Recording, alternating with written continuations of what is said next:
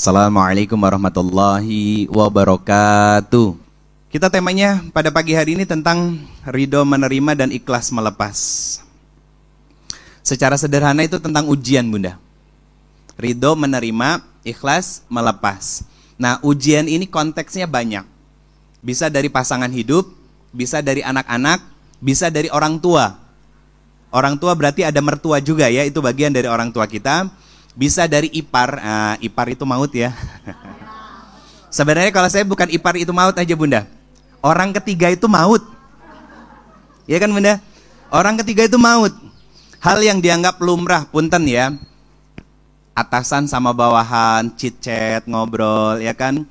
Tanpa ada pekerjaan yang jelas, ternyata dipanggil atau keluar dinas bareng, ya. Kemudian lawan jenis pulang dan berangkat kantornya bareng. Punten Bunda, sampai pada level ustadz yang cunihin pun ada. Hati-hati. Jadi kalau saya biasanya belajar itu ngelihat track recordnya dengan keluarganya. Karena seorang laki-laki itu bukan tentang dia di luar, Bunda. Bukan tentang dia di luar. Oh, dia bisa menampilkan citra baik. Saya adalah seorang atasan, pemilik usaha. Saya adalah seorang ustadz atau kiai sekalipun, tapi kalau istri di rumah masih sering menitikan air mata dan terluka, maka nggak ada nilainya sebagai laki-laki di hadapan Allah. Itu rumusan saya yang selama ini saya pegang ketika saya berkeliling untuk cari guru-guru. Yang dilihat apa? Secara sederhana akhlaknya, sikapnya, adabnya, bagaimana memperlakukan istri dan anak-anaknya. Karena itu cerminannya. Bukan tentang di luar kan cuma sejam, 2 jam kan Bunda kita ketemu, paling lama setengah hari. Kalau istrinya kan 24 jam, dan Bunda ini adalah saksi siapa sebenarnya suami Bunda. Menitarik Bunda. Iya, karena gini, Nabi sampai mengatakan Bunda, kalau mau tahu akhlak seorang laki-laki, tanya sama istrinya. Tanya sama istrinya. Nah berarti kan sebetulnya SKCK tuh harusnya yang ngeluarin istri, bukan polisi Bunda. SKCK-nya keluar dari istri, nanti diverifikasi dan divalidasi sama kepolisian, ditanda tangan stempel. Suami sering kesiangan, subuh kesiangan, nggak amanah ya kan.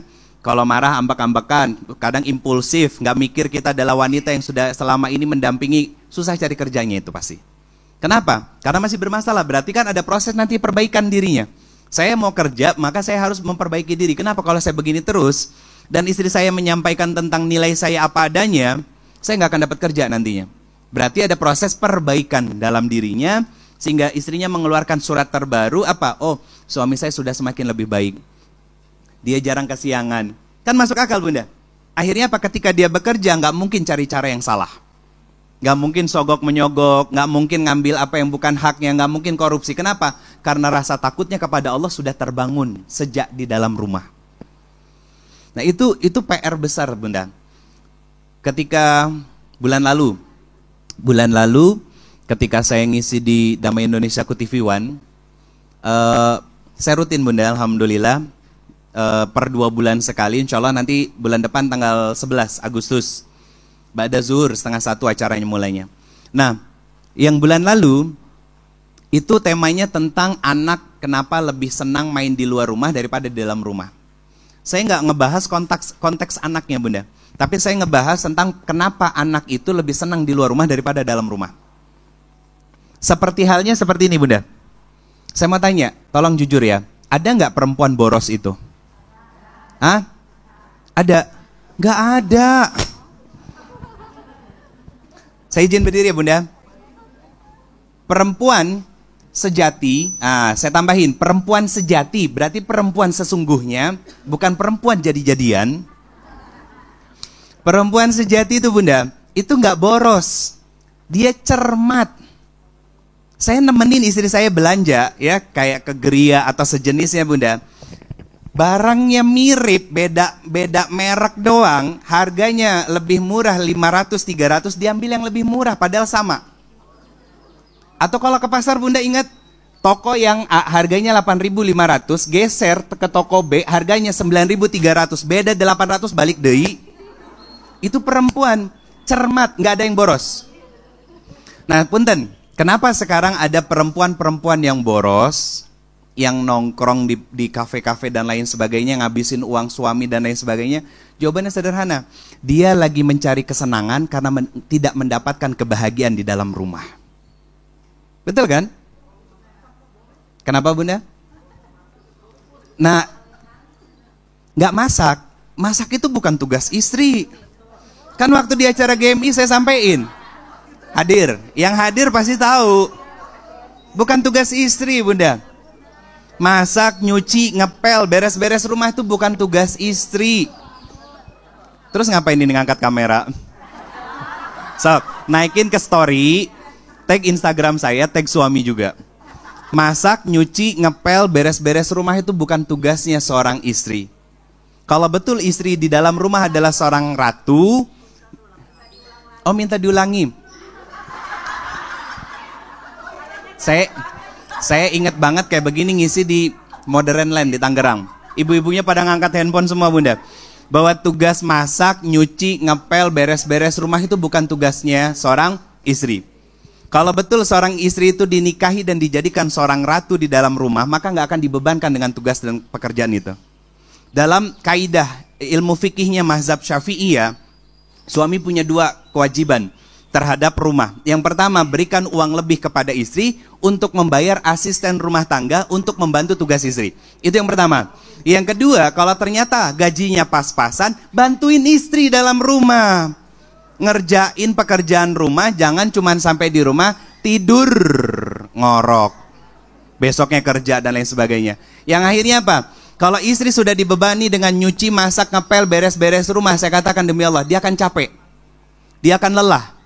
Dia akan habis energinya. Akhirnya apa? Malam gak bisa melayani suaminya dengan sepenuh hatinya. Iya kan? Itu yang banyak terjadi Bunda. Kenapa? Kebanyakan laki-laki di Indonesia tidak paham bahwa istrinya adalah seorang ratu, bukanlah babu. Iya kan? Tuh seneng kan? Kata Kiai Gufron juga keprok atuh. Saya lanjut ya Bunda ya. Saya lanjut. Nah, tentang ridho menerima. Kemudian ikhlas melepas. Apa sih yang harus diterima dan apa sih yang harus dilepas? Bunda, yang harus dilepas itu adalah emosi negatif. Apa emosi negatif? Marah, dendam, ya kan? Baper, apalagi? Iri, dengki, hasad, ya kan? Dan lain-lain ya Bunda ya. Itu harus dilepasin. Nah pertanyaannya gini, kenapa sifat-sifat buruk ini muncul? Karena kita nggak bisa menerima apa yang menjadi takdirnya Allah. Jadi tema ini bukan sebuah permainan kata doang, bukan Bunda. Tapi ada maksud tujuan. Kenapa kita harus melepaskan sesuatu? Karena kita harus belajar dulu menerima sesuatunya itu. Sekarang saya mau nanya Bunda, bagaimana sikap kita ketika menghadapi suami yang pika sebelen? Sabar we, kepaksa ya Bunda. Ayo jujur, ambek kan? Kesel ya? Sebel ya? Bawaannya pengen marah kan? Dan lain sebagainya. Itu harus dilepasin dulu Bunda. Harus dilepasin. Nah sebelum bisa ngelepas harus diterima bahwa apa? Bahwa pasangan kita adalah ujian, bukan hanya pasangan, tapi juga anak. Coba.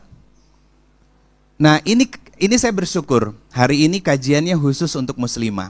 Kenapa? Saya pengen menyampaikan tentang yang namanya rahim. Rahim ini yang punya laki-laki apa perempuan? Bentuknya besar apa kecil? Kecil, tapi begitu di dalamnya ada isi anak kita, membesar dia. Berulang-ulang kali besarnya lebih besar daripada wujud aslinya Bunda. Apa pelajaran dari Allah? Ketika rahim membesar, ya capek, lelah kan Bunda? Tapi mau nggak mau kita tetap sabar kan? Tetap sayang, diusap-usap sama kita. Nah, tumbuhlah dengan sehat, lahirlah dengan normal, besarlah dengan kecerdasan, dengan iman, dengan menjadi anak-anak yang soleh dan soleha, betul kan? Artinya apa Bunda? Rahim ini mengajarkan kepada kita tentang nilai ikhlas dan sabar. Kan kalau lagi hamil, miring, salah. Telentang, capek. Tengkurap, nggak mungkin. Ngajarin tentang keikhlasan, bahwa ada beban yang menempel di dalam tubuh kita, di dalam rahim kita. Dialah anak, janin yang Allah amanahkan dalam kehidupan kita. Untuk kita apa? Belajar tentang sabar, capeknya, sakitnya, bahkan rasa sakit seorang wanita yang sedang melahirkan itu, ya, itu lebih sakit daripada tulang rusuk yang dipatahkan. Sebanyak kalau nggak salah 54 sampai 56 kali patahan tulang rusuk sekaligus, Bunda. Kalau yang sesar beda ya. Yang lahirnya normal, Bunda. Yang lahirnya normal. Makanya diajarkan tentang apa oleh rahim ini? Rahim ini mengajarkan tentang apa? Tentang sabar dan ikhlas, Bunda. Nah, karena perempuan itu punya rahim, berarti dia lebih mudah untuk sabar dan mudah untuk ikhlas. Seharusnya. Sehingga mudah untuk apa? Menerima segala masalah yang ada dalam kehidupan rumah tangga kita. Cuman pada faktanya ketika masalah itu muncul dari suami kita, dari pasangan kita, dari anak-anak kita, apa yang terjadi? Apa yang terjadi? Baper. Baper ini sebabnya dari mana? Sebabnya dari mana? Perasaan, Bunda. Perasaan yang lebih dominan akan membuat seorang wanita itu gampang baperan. Pertanyaan saya, perasaan ini bagus atau buruk? Tergantung. Kalau yang jadi pemimpin dari perasaan ini adalah iman, ya, maka akan baik nanti. Contoh di lampu merah ada bapak-bapak bawa dagangan. Biasanya para istri akan mengajak suaminya untuk bilang apa? "Pak, beli yuk." Suami akan nanya, "Untuk apa?" Nah, itu contoh dari apa? Perasaan seorang wanita yang dibimbing dengan keimanannya. Sama persis seperti seorang wanita yang sedang hamil. Perasaannya lelah, Bunda. Tapi karena ini amanah dari Allah dan anak yang sudah lama ditunggu sama dia, apalagi anaknya mungkin yang pertama perempuan, yang di dalam adalah laki-laki, atau ini anak pertama, atau anak yang selama ini dinanti. Anak yang lainnya laki-laki, ternyata ini anaknya perempuan. Biar jadi teman untuk ke salon nanti gedenya, kan gitu. Nah kan akhirnya apa? Kita lebih memanjangkan sabar kan? Tidak mendahulukan perasaan dan lelahnya kita. Dan bahkan apa? Bahkan kasih sayangnya tumpah kepada anak kita sejak dia masih ada di dalam rahim. Dari mana? Makanannya dijaga, ya kan? Ikutan olahraga, ya.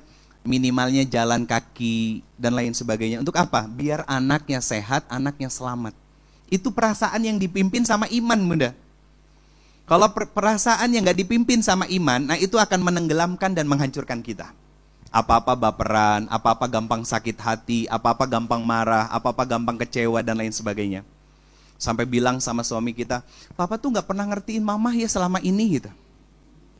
Karena emang perempuan tuh seperti itu kan sebetulnya. Seharian diajak jalan, diajak belanja, diajak jajan, malam mau tidur, "Ay papa sayang sama mama." Itu perempuan. Itu perasaannya. Karena memang perempuan itu dominasinya pengen dan butuh validasi. Butuh validasi. Dan validasinya itu bisa hampir setiap hari, Bunda. Itu perempuan, cuman itu perasaan yang dalam kondisi netral kalau validasi itu, Bunda. Jadi ada gini, Bunda. Saya bikin skemanya ya. Perasaannya di sini. Di sini aja deh. Ini yang netral. Ini yang negatif. Ini yang positif. Kalau yang netral, validasi. Validasi butuh perhatian, butuh apresiasi. Itu netral. Nah nanti ternyata suami kita nggak bisa mengikuti apa yang menjadi kemauan kita, itu punya pilihan. Mau jadi negatif apa positif kitanya. Paham nggak? Gini. Kita pengen kita nanya sama suami, "Papa sayang nggak sih sama mama?" Suami, "Mama lebay banget sih nanya." Nah, kalau tergantung. Kalau ternyata ketika dijawab seperti itu, imannya nggak muncul, maka nantinya jadi negatif, baper, ngambek sampai pagi. Tapi kalau ternyata dijawab seperti itu dan ternyata imannya muncul, akhirnya sadar, "Oh iya saya lupa, suami saya memang susah untuk memuji istrinya." Jadinya positif. Sebetulnya kita dalam kondisi netral semuanya, Bunda. Nah nanti mana yang kita ambil? Iman jadi pemimpin atau membiarkan tenggelam dalam perasaan kita? Kalau tenggelam dalam perasaan kita, berarti itulah yang namanya yuwaswisu fi sudurin nas. Bisikannya setan. Ditenggelamkan sama setan dalam perasaan-perasaan yang akhirnya menghancurkan kita dengan pasangan kita. Contoh sederhana gini udah. Yang belum lama ini sekitar 2 atau 3 minggu ke belakang ada kasus yang viral, seorang polwan membakar suaminya polisi juga. Tahu sebabnya kenapa? Pinjol. Terus? Cuek sama istrinya. Terus? Ada lagi? Nah, yang paling benar baby blues. Karena baby blues itu Bunda, seorang kondisi keadaan seorang wanita di mana dia sedang mentalnya jatuh, mentalnya rusak, mentalnya betul-betul dalam kondisi titik nol. Kalau suaminya cuek, nggak bisa mendampingi, nggak bisa menemani, maka akan makin rusak. Apanya yang rusak? Mentalnya, jiwanya. Jadi yang disebut mental itu jiwa Bunda ya. Kalau dalam bahasa Arabnya nafs. Dalam bahasa Arabnya adalah nafs. Nah kalau mentalnya rusak, maka nanti dia akan lost control. Kejadian kan, suaminya dipanggil pulang, penyebab stimulusnya apa? Yang menjadi puncaknya. Di rekening awalnya ada 2.800.000, sisa tinggal 800.000 karena untuk judi online. Untuk judi online Bunda. Akhirnya apa yang terjadi? Suaminya dipanggil pulang ke rumah, disiram pakai bensin, dibakar. Sebelum disiram dan dibakar, diborgol dulu di tangga. Nggak bisa ngapa-ngapain kan, makanya kebakarnya 96% Bunda. Mati dalam perjalanan ke rumah sakit. Secara hukum istrinya salah, iya. Tapi itu menjadi sebuah hukuman bagi suaminya karena mengabaikan istrinya. Itu hukuman di dunia. Belum nanti hukuman di akhirat Bunda. Karena seorang suami itu nggak ringan tugasnya. Makanya saya kalau ngebahas tentang rumah tangga itu berharapnya para suami itu hadir. Biar mereka tahu diri. Makanya kesempatan besar yang saya nikmati Bunda, yang saya syukuri, sekarang dikasih kesempatan sama Allah untuk tampil di TV. Disitulah momen saya untuk berani nyalahin seorang suami. Itu sering Bunda.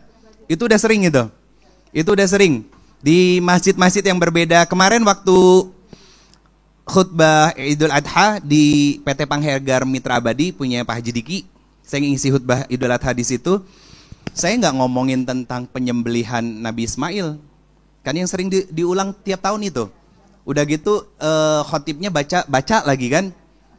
Ilmunya begitu-begitu aja Bunda. Saya apa?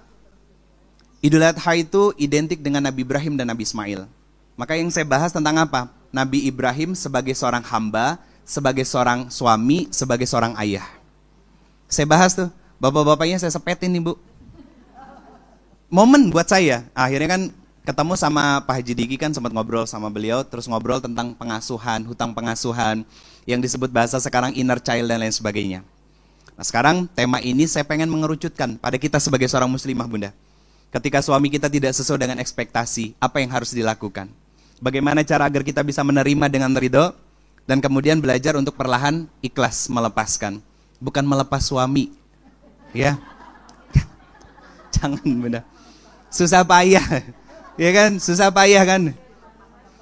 Ya beda halnya kalau ada pelakor ya kasihin aja Bunda. Sok, makan tuh bekas saya, kan gitu. Ya iya kan Bunda, kita harus punya pride Bunda. Iya, sebagai seorang perempuan harus punya pride, harus punya marwah, muslimah. Sok, ambil, makan tuh gitu kan. Karena apa? Yakin deh, setahun 2 tahun balik deui. Rata-rata begitu. Karena laki-laki itu cuman yang dikejar syahwatnya Bunda. Hidupnya jatuh, hidupnya rusak tuh perempuan belum tentu mau ngedampingin sabarnya kayak kita. Iya enggak? Nah ini kenapa, ayo kita jangan sampai energi sabar selama ini terbuang sia-sia. Kita belajar untuk semakin bisa ridho, menerima semua takdir Allah. Dan belajar untuk ikhlas melepaskan apa yang bukan menjadi milik kita. Di Bunda, ini rumusan sederhananya dulu tentang emosi, tentang hal di dalam diri kita. Karena begini, Kalau seorang wanita nggak bisa melepaskan emosinya, nanti yang muncul adalah sisi feminismenya itu akan terluka. Tahu sisi feminisme? Sisi feminisme itu adalah sisi kewanitaan.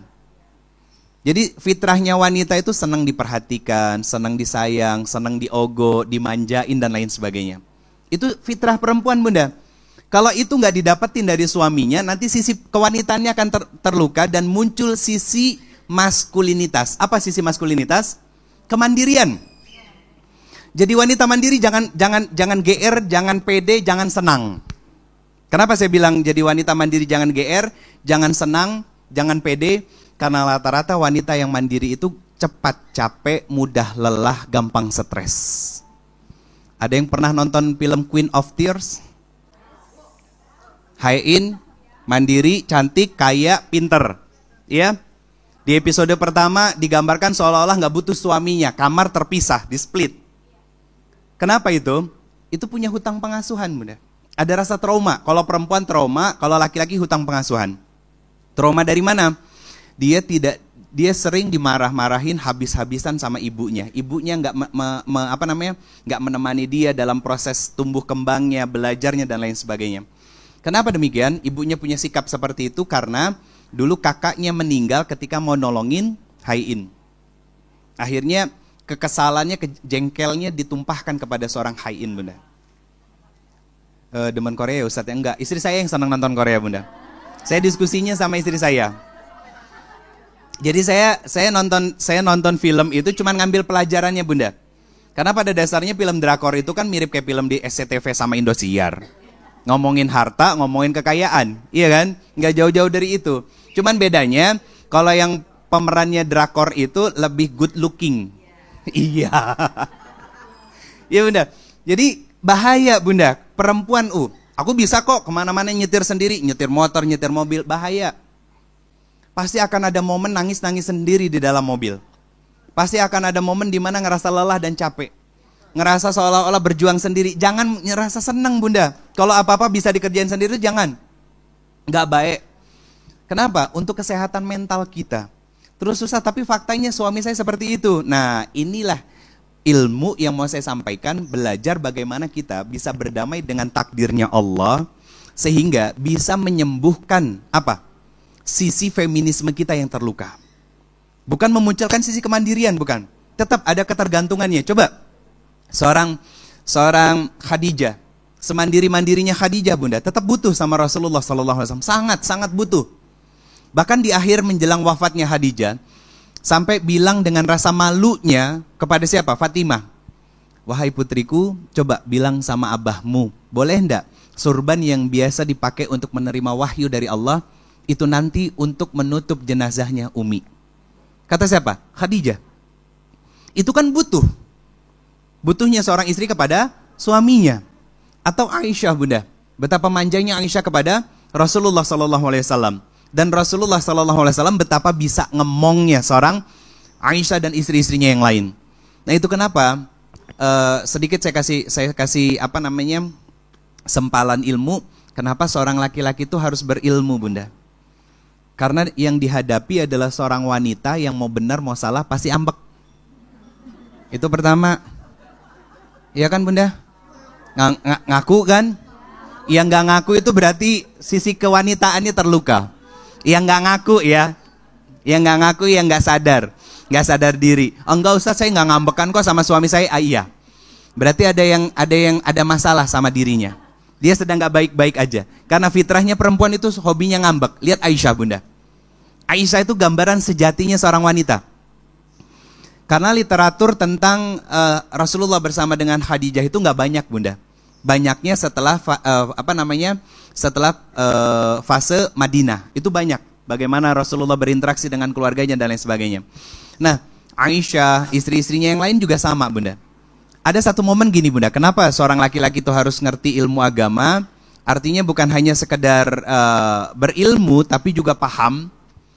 Kenapa tadi saya sampaikan tentang melihat akhlak dari seorang guru? Gini kaitannya.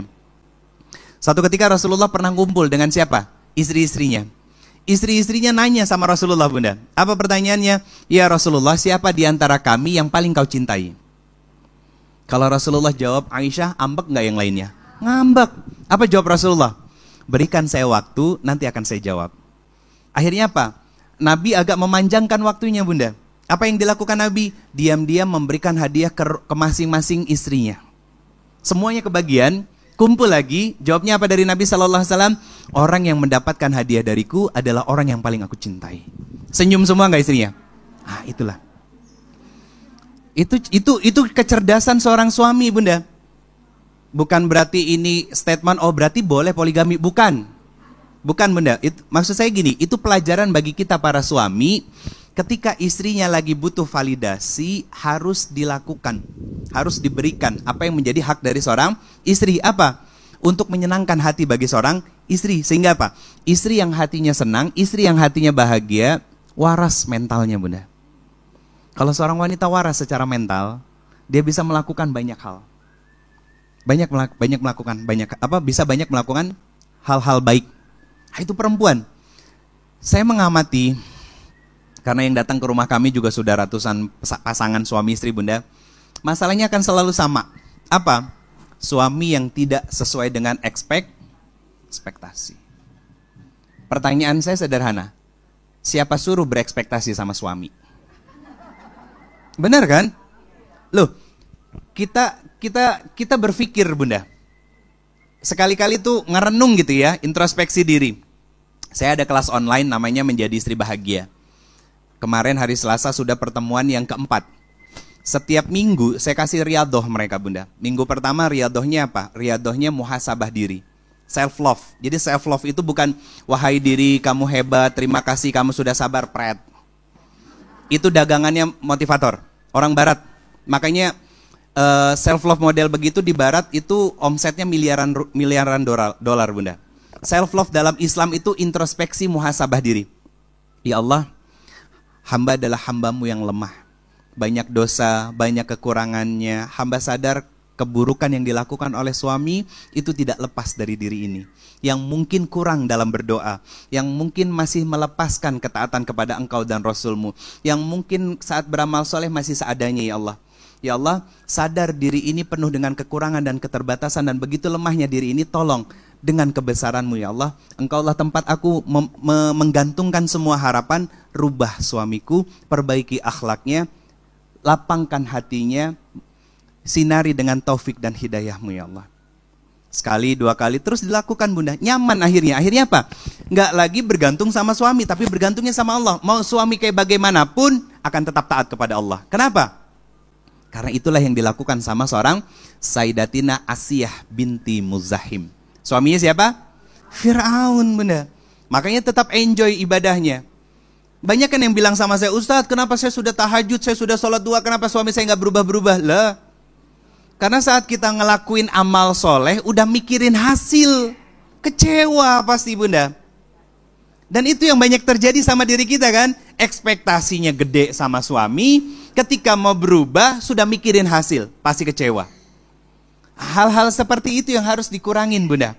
Bahkan pelan-pelan harus dihilangin dalam kehidupan diri kita.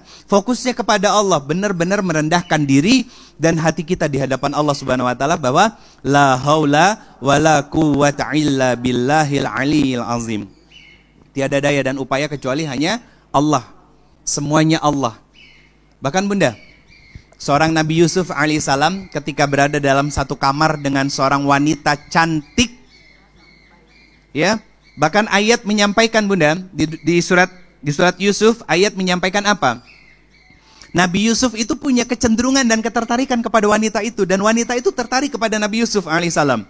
Tapi apa? Sekelebat Allah menolong Nabi Yusuf dengan cara apa? Terbayang wajah bapaknya, dan kemudian bapaknya menasihati apa? Nah, itu bukan akhlak seorang nabi. Akhirnya apa? Tersadar, kemudian wanita itu ditinggalkan. Akhirnya apa? Akhirnya perempuan itu karena putus asa menyobek bajunya. Yang disobeknya bagian depan, bukan bagian belakang, ya. Kalau bagian belakang kan ketahuan bahwa Nabi Yusuf yang menarik wanitanya. Kalau bagian depan berarti itu menyobek dirinya sendiri. Dalam persidangan seperti itu. Akhirnya perempuannya yang salah dan Nabi Yusuf akhirnya dimuliakan oleh Allah Subhanahu wa taala. Itu Bunda. Kenapa? Karena bersandar kepada Allah, jelas arahnya. Nah, ini yang kadang jadi masalah buat kita ketika ada masalah dengan suami, masalah dengan orang tua, masalah dengan anak, masalah dengan orang lain dan lain sebagainya. Kita lebih sibuk mencari validasi ke sana sini. Sampai lupa validasi kepada Allah bahwa kita adalah hamba yang lemah. Kemudian riadoh selanjutnya apa? Yang saya berikan sama peserta. Riadohnya setiap hari mau tidur minta maaf sama suami. Minta maaf sama suami. Kalau yang sendiri Ustadz, minta maafnya sama orang tua yang masih hidup. Kalau orang tuanya sudah meninggal Ustadz, rajin-rajin doakan orang tua setiap sholat. Kenapa minta maaf sama suami Ustadz? Kan gak salah, bukan masalah salah dan benar. Tapi kita butuh keridhaan Allah lewat ridhonya suami. Mau tidur minta maaf. Dan itu yang saya lakukan sama istri Bunda. Mau tidur, istri saya ngomong dulu, ayah sayang maafin Bunda ya kalau hari ini ada kata-kata atau perbuatan Bunda yang kurang berkenan sama ayah. Saling ikhlas Bunda. Saling menjembarkan hati.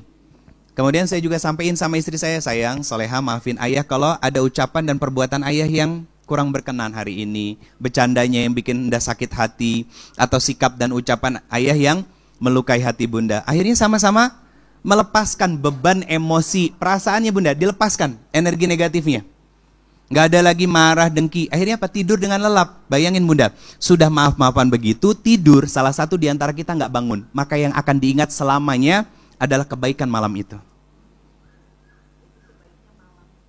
Lebih enak malam, menjelang tidur. Itu pillow talk. Pillow talk. Jadi ngobrol menjelang tidur ya kan Bunda. Maaf-maafan, tapi Ustadz, suami saya habis begitu tidur ngorok Ustadz. Harus dibangun komunikasi dulu Bunda. Sebelumnya, karena itu komitmen. Dan komitmen itu cara untuk merawat dan menjaga rumah tangga kita sampai surganya Allah Subhanahu wa taala. Jadi ada cara-caranya Bunda. Nah, itu bagian. Karena komitmen sama positive communication itu dua hal yang berbeda dan itu menjadi bagian untuk kita merawat, menjaga rumah tangga kita sampai surganya Allah. Itu materi nanti. Kalau diundang lagi sih. Nanti. Jadi itu menjadi sebuah kebaikan Bunda. Bayangin. Mau tidur ambak-ambekan, ya kan? Terus akhirnya tidur dalam kondisi saling beradu punggung. Salah satu di antara keduanya meninggal, maka akan menjadi penyesalan seumur hidup. Pilih mana? Pilih yang pertama. Yang kita ingat adalah kebaikan-kebaikan dari pasangan kita. Ya Allah, padahal baru tadi malam dia minta maaf sama aku. Pak, kenapa cepet banget sih Pak? Mama tuh masih banyak salahnya sama Papa. Mama masih banyak kurangnya. Mama masih banyak nyela setiap nasihat Papa. Mama masih mendenial setiap ajakan Papa dalam amal soleh dan kebaikan. Orang baik meninggalnya lebih dulu biasanya Bunda. Dan ciri yang husnul khotimah itu yang akan selalu diingat adalah kebaikan-kebaikannya. Dan kita berharap itu yang diingat nanti sama pasangan kita Bunda. Ketika kita meninggal lebih dulu, suami kita bisa menceritakan tentang banyaknya kebaikan kepada anak-anak kita. Anak perempuan, nah, Mama tuh ya, Papa berharap kamu ketika kamu jadi istri nanti, kamu bisa seperti Mama. Emang gimana Pak? Gitu. Mama tuh ya, dari semenjak kamu belum lahir, bahkan ketika kamu kecil, proses dari jatuh bangunnya, bisnis yang Papa bangun, ya kan, difitnah orang, dijelek-jelekin orang dan lain sebagainya, mamah kamu adalah orang pertama yang selalu pasang badan. Bahkan ketika Papa dikucilkan sama keluarga besar, mama kamu yang akan selalu mengatakan, "Pa, Mama percaya sama Papa karena ada Allah bersama dengan kita." Itu luar biasa Bunda. Kalau kita bisa membangun diri kita, kedekatan kita dengan Allah. Makanya pertama yang saya bangun riadohnya adalah apa? Self love dulu, muhasabah diri. Betapa butuhnya kita sama Allah. Baru setelah itu apa? Hablum minanas, minta maaf sama pasangan kita, sama anak-anak kita. Kemudian yang ketiga kemarin itu riadoh yang saya kasih itu membuat jurnal syukur. Ini nggak gampang. Bangun pagi, ya kan, habis sholat, habis zikir, habis muhasabah, dalam kondisi yang santai, daripada main media sosial dan WA-an nggak jelas di grup yang isinya ngegibahin. Ambil buku, ambil pulpen. Ya Allah, terima kasih hari ini kau sudah membangunkan hamba lebih awal. Pasti ada tujuannya, karena engkau mungkin rindu dengan hamba. Sebetulnya bukan engkau yang rindu kepadaku ya Allah, tapi aku yang rindu kepadamu. Itu jurnal syukur. Siangnya, ya, suami nyebelin, tulis di situ nggak apa-apa. Hari ini dapat ujian darimu ya Allah.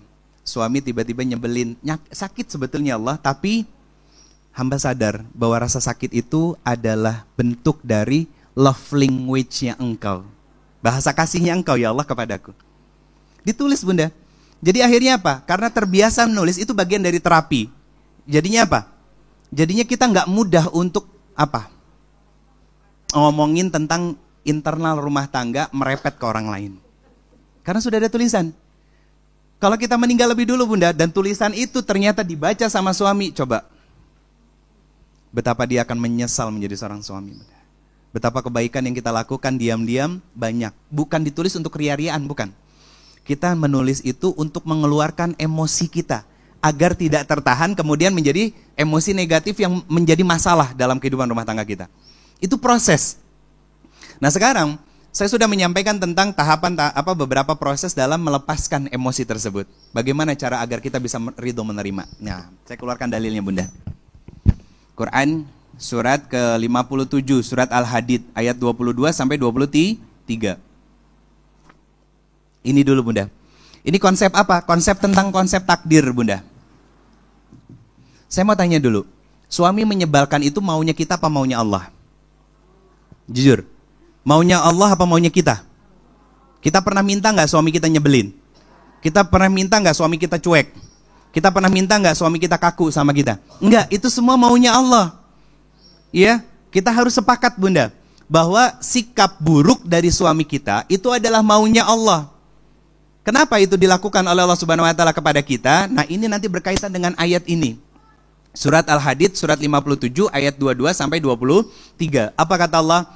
Saya sampaikan dengan sederhana begini bunda. Kata Allah, segala kemalangan yang terjadi di dalam dirimu, berarti kehidupan kita, dan juga di muka bumi ini, kata Allah Subhanahu Wa Taala sudah tertulis di kitab, namanya kitab Lauhul Mahfuz.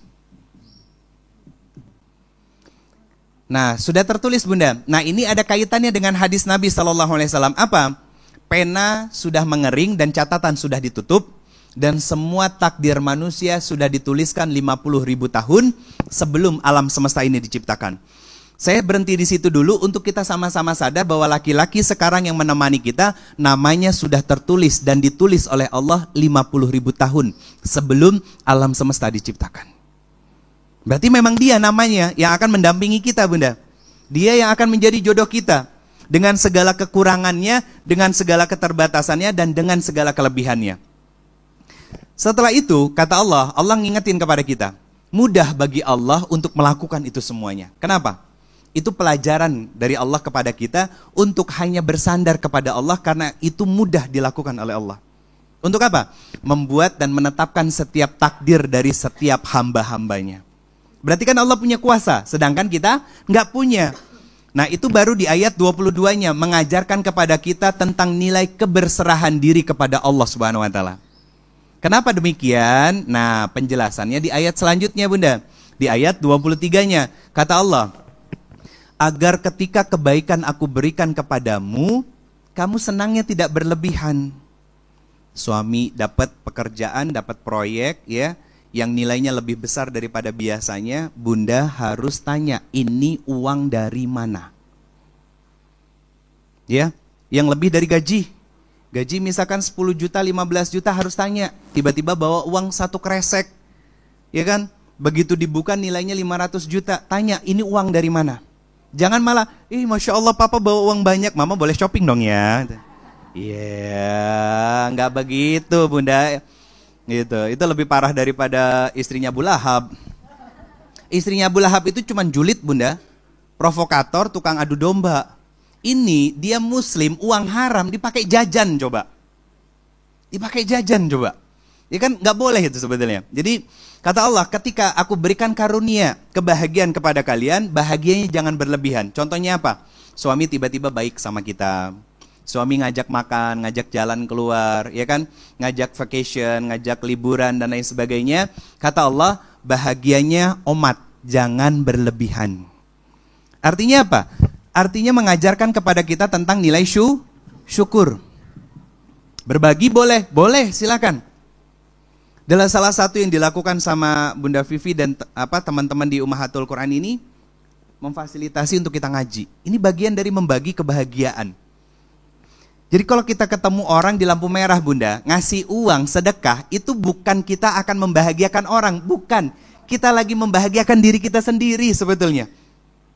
Kita lagi membahagiakan diri kita sendiri, dan ini yang dilakukan sama Bunda Vivi dan teman-teman Ummahatul Qurani. Memfasilitasi untuk ngaji di sini, ustadznya didatengin ke sini, guru-guru kita yang ngasih ilmunya yang runut dan lain sebagainya. Itu apa? Bentuk syukur. Berbagi itu bentuk syukur, Bunda. Makanya kalau saya menyebutnya gini, kebahagiaan itu seperti zakat. Zakat itu hanya akan bisa dikeluarkan ketika sudah nisab. Artinya ketika kita sudah bahagia, kita bisa membahagiakan orang lain. Kalau kita sendiri belum bahagia, masih rudet, masih rungsing, masih stres, jangan berharap bisa membahagiakan orang lain. Bunda kalau masih gampang stres, gampang baper, gampang capek, gampang lelah hatinya, jangan berharap bisa menjadi versi terbaik buat suami Bunda dan membahagiakan suami. Karena harus belajar menerima dulu bahwa semua yang terjadi itu maunya Allah. Mau yang baik, mau yang buruk itu maunya Allah. Kenapa? Agar kita, ayatnya kenapa? Mengajarkan kita nilai bersandar kepada Allah. La haula wala quwata illa billah. Allah menggambarkan apa? Mudah bagiku untuk melakukan itu semuanya. Berarti kan Allah yang punya kuasa, Bunda. Nah, sekarang pertanyaannya begini, ketika ada masalah dengan pasangan, dengan teman-teman kita, dengan lingkungan, dengan anak, yang dicari kita itu bestie atau Allah? Itu proses introspeksi diri, yang dicari bestie atau Allah. Dan di situ nilai kita, Bunda. Nilai apa? Nilai keimanan yang melekat di dalam jiwa kita. Saya lanjutin ayatnya, ayat 23-nya. Apa kata Allah? Ketika Allah mengambil nikmatnya, kamu sedihnya tidak berlebihan. Bunda, kecewa, terluka, sedih, marah, itu kan nikmatnya lagi diambil sama Allah. Sakit hati, ya, itu nikmatnya lagi diambil sama Allah. Kata Allah, Omat ya, sedihnya jangan berlebihan. Kenapa? Karena aku sedang mengajarkan nilai sabar kepada kalian. Sebagaimana pasanganmu pun akan bersabar dengan segala kekurangan yang dirimu. Itu pelajaran besar loh dari Allah, Bunda. Tentang apa? Tentang ridho menerima dan ikhlas melepaskan. Nanti kalau sudah punya paradigma seperti ini, bahwa kebahagiaan itu dari Allah, kesedihan itu pun dari Allah, ya, maka kita akan mudah. Mudah untuk apa? Mudah untuk bersandar kepada Allah, mudah untuk memaafkan, mudah untuk menerima bahwa ini adalah takdir terbaik dari Allah Subhanahu wa taala. Mudah. Kenapa? Karena kita sudah belajar untuk menerima bahwa tidak ada takdir Allah yang buruk, yang ada adalah sikap kita dalam menerima takdir Allah salah. Ya kan? Bunda, saya pernah ditanya begini. Saya pernah ditanya sama hostnya TV One, Damai Indonesiaku, waktu di bulan November, tahun lalu ingat saya. Jadi saya dikasih kesempatan sama TV One untuk sesi parenting, karena memang fokus saya di situ, Bunda. Nah, hostnya nanya sama saya begini, Ustadz, ada nggak sih anak durhaka itu? Ditanya gitu sama Mas Sofyan, beliau hostnya. Saya jawab agak tengah-tengah, Bunda. Tapi sikap saya jelas. Saya gini, tergantung Mas. Tapi secara umum tidak ada anak yang durhaka, yang ada adalah orang tua yang tidak sabar dalam mendidik anaknya.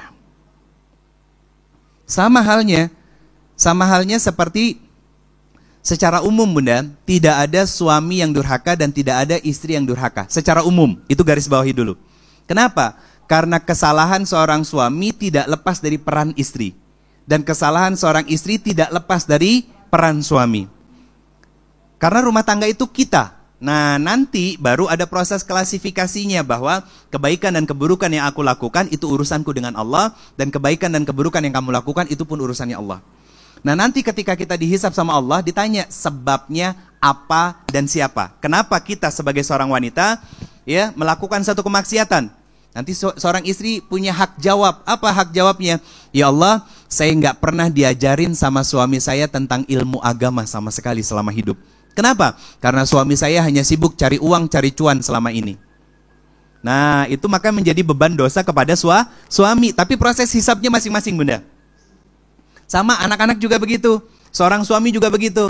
Kenapa ada seorang suami yang kemudian melakukan satu kesalahan, maaf ya, selingkuh bunda. Selain karena ada masalah sama jiwa dia, ya, itu karena bisa jadi ketidakbersyukurannya dengan orang yang di dalam rumah. Karena pernikahan itu menghadirkan kesyukuran bunda. Kayak segala kurang dan lebihnya harus disyukuri. Jadi kenapa ada suami yang selingkuh? Itu ada dua. Pertama, dia adalah seorang NPD. Tahu NPD? Narcissistic Personality Disorder. Bahasa sederhananya apa? Narsis. Iya, narsis. Yang kedua, berarti ini masalah jiwanya, mentalnya bermasalah. Yang kedua, ketidakbersyukuran, kurang bersyukur. Dengan siapa? Orang yang di rumah. Siapa? Istrinya. Rata-rata bunda, ini yang saya dapetin banyak kasus. Para suami, dua hal ini. Anaknya perempuan semua, terus bahasanya, yang boleh gak aku nikah lagi? Aku pengen punya anak laki-laki loh. Dan akhirnya apa? Istrinya gak siap, main belakang diam-diam. Itu orang narsistik bunda. Nih, saya kasih tahu, ciri orang narsistik yang paling dominan itu dua. Satu, hobinya playing victim. Tahu playing victim? Ya, dia yang salah, dia ngelemparin ke orang bahwa dia adalah korban. Nah, kemudian yang kedua selain playing victim apa? Manipulatif. Dia memanipulasi orang-orang di sekitarnya untuk membenci orang yang benar itu. Nah, itu narsistik gitu bunda. Dia punya masalah dengan kejiwaannya. Biasanya kalau dia perempuan, ya lihat aja cirinya. Dia laki-laki perempuan, lihat biasanya nggak dekat dengan orang tuanya. Bermasalah dengan orang tuanya. Lihat itu aja udah. Jadi kalau kita punya teman yang kita anggap bestie, terus nusuk dari belakang, nggak usah kaget. Lihat aja hubungan sama orang tuanya, pasti bermasalah. Orang yang bermasalah sama orang tuanya pasti bermasalah dengan sosialnya. Sederhana bunda, sederhana kok. Jadi semua itu berawal, kebaikan dan keburukan itu dari rumah. Kalau ada yang nusuk di belakang, terus kemudian dia berperilaku seolah-olah korban, kemudian dia menceritakan tentang keburukan orang yang ditusuk sama dia, seolah-olah dia adalah jadi korban, itu orang narsis. Lihat gimana hubungan dengan orang tuanya, pasti bermasalah. Pasti bermasalah. Itu ciri paling gampang kok bunda. Jadi kenapa sekarang banyak laki-laki yang melakukan penyelewengan. Makanya sampai saya bilang tadi kan, sampai selevel ustadz pun cunihin sama seorang perempuan. Ada banyak bunda, banyak. Makanya kalau saya sederhana bunda, sederhana. Follow seorang ustadz itu, saya lihat siapa yang di follow sama dia. Kalau yang di follow sama dia isinya laki-laki semua, saya follow. Saya ambil ilmunya. Tapi kalau ternyata masih campur ada perempuannya juga, saya nanti dulu. Kenapa? Karena harusnya dia sadar diri bahwa ada perintah dari Allah, laki-laki itu harus menundukkan pandangannya. Quran surat ke-24 ayat 30. Surat An-Nur. Salah satu bentuk menundukkan pandangannya apa? Menjaga interaksi di media sosial. Nah, itu cirinya. Nah, laki-laki juga cek media sosial suami bunda. Omah ini teman SMA, cut. Gak ada urusan. Tapi berarti mutus silaturahmi. Kata Ustadz Ridho, yang namanya silaturahmi itu laki-laki sama laki-laki, perempuan sama perempuan. Itu bunda. Itu baru laki-laki sejati namanya. Kenapa? Karena dia hanya ingin melihat di media sosial itu yang cantik cukup istrinya saja. Laki-laki beriman. Kenapa demikian? Karena iman cenderung pada yang halal dan iman hanya cenderung untuk mencari yang berkah. Simpel kok bunda, kalau kita mau berinteraksi secara sosial, ini kaidah umum berdasarkan dalil Al-Quran. Ini kaidah umum. Jadi bunda lihat nanti media sosial suaminya, siapa yang di follow. Nah itu ajak diskusi suami. Kenapa? Kenapa sekarang suami kita lebih senang main media sosial? Karena banyak yang dilihat. Akhirnya karena yang dilihatnya yang syubhat, yang dilihatnya haram, tidak lagi berselera pada yang halal. Siapa yang halal? Istri sendiri. Mau bunda di kamar pakai baju dinas, carang, transparan gitu kan, sampai ke dalam-dalam, gak akan berselera suami. Kenapa? Karena matanya sudah terpuaskan dengan yang haram. Nah itu ciri suami yang kurang bersyukur bunda gambarannya. Jadi ini penyakit yang banyak menjangkit para laki-laki. Banyak menjangkit para laki-laki. Kalau perempuan ada, tapi nggak banyak. Makanya saya bahas begini Bunda. Kalau perempuan itu lebih kepada trauma, kalau laki-laki itu lebih kepada hutang pengasuhan. Bahasanya inner child. Pernah dibahas di sini tentang belum ya? Jadi karena kalau saya ngebahasnya gini Bunda, bukan hanya nyuruh sabar. Bukan, sabar itu teori Bunda. Dan saya nggak akan menyuruh Bunda sabar, karena Bunda udah sabar selama ini. Yang saya bahas apa? Kenapa penyebab saya harus sabar Ustadz? Nah ini penyebabnya, karena suami kalian, suami kita, itu rata-rata punya apa? Punya masalah dengan kejiwaannya, punya hutang pengasuhan, sehingga sikapnya semena-mena. Semena-mena Bunda. Kadang cuek sama kita, kasar sama kita, karena memang dia dulu melihat bapaknya tidak bisa memuliakan ibunya. Kenapa ada suami yang gampang main tangan? Karena ngelihat bapaknya pernah mukul ibunya. Punten, kenapa ada suami yang ganjen, genit sama laki-laki lain, sama perempuan lain? Karena ibunya membiarkan bapaknya genit dengan wanita lain, dan itu direkam sama anak laki-lakinya yang kemudian menjadi seorang suami di kemudian hari. Nah inilah bahasa yang saya sampaikan, kenapa harus sabar. Belajarlah menjadi seorang ibu sejati bagi bayi besar Anda yang namanya suami. Jadi bukan cuma teori. Betul kan Bu? Bayi besar kan? Iya kan? Sok ogo kan? Oh Masya Allah. Nyari kos kaki aja kok suka nggak ketemu kan? Padahal udah di depan lemarinya. Mana mah nggak ada gitu. Makanya ada istilah ada istilah Google-nya seorang suami adalah istri. Sampai ngegantungin handuk aja nggak bisa, coba. Di mana disimpannya? Kalau nggak di kasur, di kursi. Iya kan? Abis sholat langsung dilipat nggak sajadahnya? Abis sholat sarungnya dilipatnya rapi apa enggak? Ah itu Bunda. Makanya saya materi hari ini, belajarlah menjadi ibu sejati bagi bayi besar yang namanya suami. Makanya tulisan pertama apa? Perempuan sejati. Wanita sejati itu sabar Bunda. Kenapa saya ngomongin tentang rahim? Karena ada nilai sabar dan ikhlas. Nah ini kaitannya dengan tema kita pada siang hari ini tentang apa? Ridho menerima bahwa suami kita adalah sosok yang memang sudah terbaik menurut Allah. Mendampingi kita, menemani kita selama ini Bunda. Dan dia juga selalu bertanggung jawab memberikan nafkah yang halalan thayyiban, yang masih berusaha untuk menjadi yang terbaik bagi kita sebagai seorang istri. Walaupun kekurangannya banyak, kita juga sama punya kekurangan. Makanya ulama mengatakan begini, kalau kita selalu mencari-cari kekurangan dari pasangan kita, selamanya kita nggak akan pernah nikah. Kalau hanya mengharapkan laki-laki atau perempuan yang sempurna. Justru kita menikah ini tujuannya untuk saling menyempurnakan satu sama lain. Ya Masya Allah ada anak soleha, baru ngeh ya. Kalau ada anak kecil. Iya. Umur berapa Bunda? 7 tahun. Oh iya lagi libur sekolah ya. Saya lupa. Jadi itu Bunda, kita menjadi versi terbaik dari diri kita. Dengan kaidah satu, saya cuman baru ngeluarin satu ayat loh Bun. Saya baru ngeluarin satu ayat. Iya kan? Tapi ini dalam kan? Kita memahami bahwa takdir Allah adalah takdir terbaik. Kenapa tadi saya tanya, suami nyebelin, suami keras, suami kaku, maunya kita apa maunya Allah? Sekarang saya tanya ulang Bunda, tolong dijawab. Suami cuek, suami keras, suami yang kadang suka marah-marah, suami yang ogoan, ya kan, kaku sigakan ebo garing, pika sebelen, itu maunya kita apa maunya Allah? Maunya Allah. Berarti ilmunya sudah masuk Bunda. Saya berharap ilmunya sudah masuk, sudah diserap, tinggal diamalkan setiap hari. Kalau naik turun wajar. Al-iman yazid wa yankus, kadang naik kadang turun. Nah adanya halaqah ilmu kayak gini, lingkungan yang baik, lingkungan yang positif, ada grup WhatsApp-nya untuk saling mengingatkan satu sama lain, memberi motivasi kebaikan. Biar apa? Biar kondisi imannya tetap naik walaupun landai. Nggak sekaligus naik karena kita bukan malaikat Bunda. Naiknya landai. Iya kan? Naiknya landai pelan-pelan terus naik. Biar apa? Satu sama lain saling mengingatkan, menjaga kewarasan bahwa suami kita adalah amanah sekaligus ujian dari Allah. Kenapa ujian?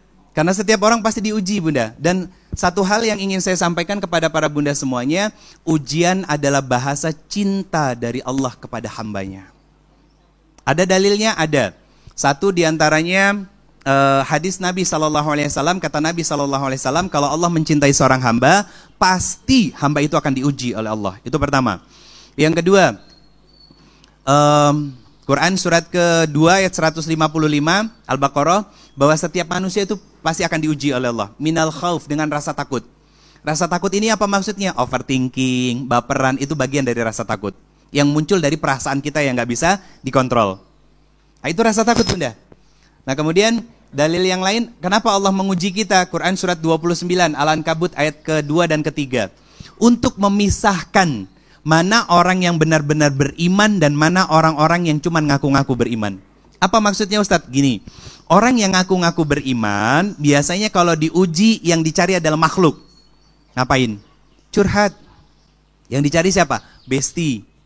Nah, tapi kalau orang yang sungguh-sungguh beriman, maka selesai sholat dia akan panjangkan lebih lama duduk di atas sejadah. Ngapain?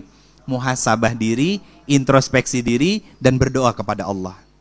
Itu proses seleksi, Bunda.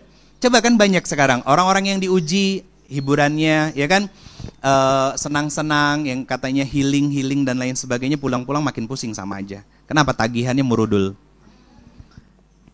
Healing terbaik itu kesini. Majelis ilmu, duduk bersama dengan saudara-saudara yang lain, ngaji, belajar. Kenapa? Pulang, pusing nggak? Enggak. Kenapa? Karena tahu apa yang harus dilakukan ketika punya masalah. Angkat tangan, Bunda, tolong. Siapa yang nggak selama hidup nggak pernah diuji? Nggak ada kan? Ya itu maksud saya gitu. Duduk ke majelis ilmu, itu healing terbaik ketika kita dapat masalah. Bahkan ketika suami kita baik-baik aja, anak kita juga bager, soleh, pinter gitu kan, ujiannya dari siapa? Diri sendiri. Diri sendiri, tiba-tiba apa? Imannya turun, ibadahnya semaunya, seadanya, ya kan? Zikirnya kurang, baca Qur'annya juga mulai berkurang. Kan di sini ada apa tadi, Bunda? One day, one juice. Words. One week, one juice. OWOJ. One week, one juice. Itu untuk apa? Saling mengingatkan. Berarti seminggu 10, kurang lebih 1 juz itu rata-ratanya sekitar 10 lembar. 10 lembar dibagi 7 hari gampang, Bunda. Satu hari 1 lembar setengah. Berarti kurang lebih sekitar 30-an ayat. Tergantung jumlahnya. Tergantung panjang pendeknya. Rata-ratanya diambil 30-an ayat. Berarti setiap selesai sholat cuma 6 ayat kan gampang. 6-10 ayat. Dan ini kan momentum untuk kita saling mengingatkan. Biar apa? Ini healing terbaik biar kita nggak stres. Artinya ketika Allah mengizinkan kita duduk di majelis ilmu, ada Ustadz Dedi, ya kan, ada Ustazah Devi dan lain sebagainya, Allah mengizinkan kita untuk memperbaiki apa yang salah dan menyempurnakan apa yang kurang. Duduk di majelis ilmu. Kalau keluar, Bunda, punten. Bukan berarti saya melarang untuk healing, ya, liburan, staycation, vacation kemana, bukan. Kalau jalan-jalan seperti itu konteksnya hanya kesenangan. Tapi duduk di majelis ilmu, saya katakan demi Allah, inilah kebahagiaan sejati. Yang mau saya tanyain, hidup kita cari senang apa cari bahagia? Duduklah di majelis ilmu, amalkan ilmu yang diberikan oleh semua guru, ya kan, dan lakukan kebaikan-kebaikan yang menjadi estafet amal soleh jariah bersama. Karena di sini di MTUK ada one week one juice, kerjain bareng-bareng. Kerjain bareng-bareng, teman-teman. Berat di awal, iya berat. Kemarin pertemuan keempat, peserta menjadi istri bahagia itu pada ngadu, Ustadz susah buat ngawalin nulisnya. Iya. Karena awalnya belum terbiasa. Karena terbiasanya apa? Curhatnya sama orang. Sekarang curhatnya di buku, ditulis. Buku biasa pakai pulpen, ditulis. Hari, tanggal, bulannya ditulis. Dulu loh, inget kan waktu zaman SD, Dear Diary, asik.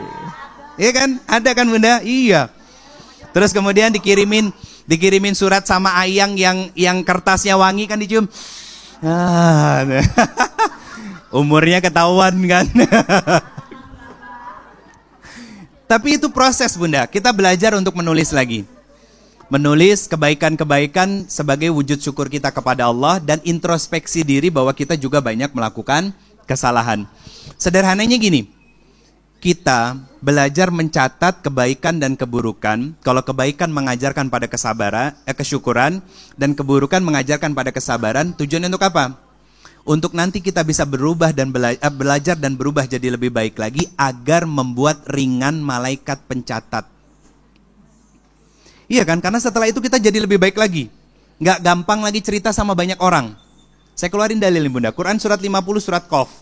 Ayat 17 dan sampai ayat 18. Ayat 17-nya kata Allah, setiap perbuatan dihisab. Satu, itu perbuatan masih umum. Ayat 18-nya lebih spesifik. Apa kata Allah? Setiap kata yang keluar dari lisan kita, dari mulut kita, akan dicatat. Berarti kalau dicatat dimintai pertanggungjawaban. Kalau kita udah nggak terbiasa lagi untuk curhat sama orang lain, dan kemudian lebih banyak menulis, berarti dosa jariah dari ucapan dan omongan kita lebih sedikit. Betul kan? Meminimalisir. Akhirnya apa? Lebih banyak amal soleh dan kebaikannya. Dan itu yang kita harapkan. Dan itu buah dari apa? Proses kita memahami setiap takdir Allah. Bahwa takdir Allah tidak ada yang salah. Takdir Allah semuanya baik dan benar. Allah sudah memberikan porsinya dengan sebaik-baiknya. Penguatnya, apapun ujiannya, kata Allah, la yukallifullahu nafsan illa wus'aha. Sekarang katanya bisa ngaji bareng, begitu dapat masalahnya, ya Allah kenapa berat banget. Ya, nggak apa-apa, manusiawi. Itu gambaran iman yazid wa yanqus, naik dan turun. Untuk menguatkan satu sama lain agar bisa lebih mudah untuk ridho menerima dan kemudian ikhlas melepaskan. Itu yang bisa saya sampaikan Bunda pada kesempatan siang hari ini. Masuk sesi tanya jawab ya, biar enak kita diskusinya. Mohon maaf lahir dan batin. Allahu a'lam bishawab. Hadanallahu wa iyyakum ajmain. Assalamualaikum warahmatullahi wabarakatuh.